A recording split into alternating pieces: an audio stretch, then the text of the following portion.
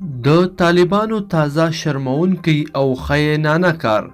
د افغان ځواکونو وسایل یې څنګه پر پاکستان خرڅ کړي دي، تازه څه لیدل سوي دي، دلته یې له موږ سره په دې ویډیو کې کتلی شئ.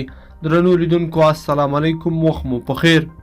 که څه هم طالبانو لخوا د افغانستان د عامه شتمنیو لوټولو او د افغان پوځ د وسایطو لوټولو څه نوې خبره نه ده، خو تازه د سهیل حبیب تاجک په نوم د پاکستان پولیسو یو افسر خپلې داسې انځورونه په ټویټر خپاره کړي چې له کرښې پورې غاړې د افغان ځواکونو له حامیو ټانک سره اخیستل شوي دي. له دې عکسونو سره لیکل شوي چې دا وسایط یې په وزیرستان کې له وسلوالو طالبانو ترلاسه کړي دي، هغه څه چې پخوا په دې کړۍ شواهد موجود نه وو. د دې ښکارندویي کوي چې پاکستان سربیره پر دې چې دلته د خپلو ګټو د ساتلو لپاره جګړه توده ساتلې ده، بلکې د طالبانو په لاس د افغانانو د عامه شتمنیو لوټولو یې هم اساسي موخه ګرځولې ده.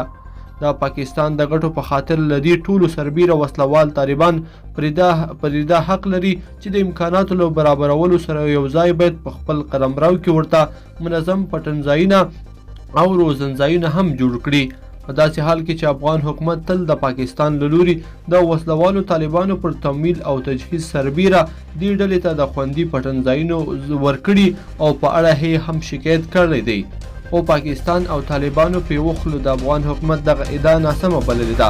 په دې وروستیو کې داسې اسناد او شواهد هم په ټولنیزو رسنیو کې لاس په لاس کیږي چې ښایي په پاکستان کې د وسلوالو طالبانو د رهبرۍ موجودیت ترڅنګ د دې ډلې ټپي جنګیالیو درملنه هم کیږي. ملا برادر خپلو کسانو ته وایي قطر کې چې کومې خبرې کیږي له خپل مشرتابه سره یې شریکوي او ډاډ یې ورکړی چې تر اوسه هیڅ یو کار په خپل سر یې نه دی کړی. لیدونکو په دې هیله چې دا ویډیو به مو تر پایه لیدلی وي. که مو دا ویډیو خوښه شوې ویډیو لایک کړئ د سره او چینل سبسکرایب کړئ.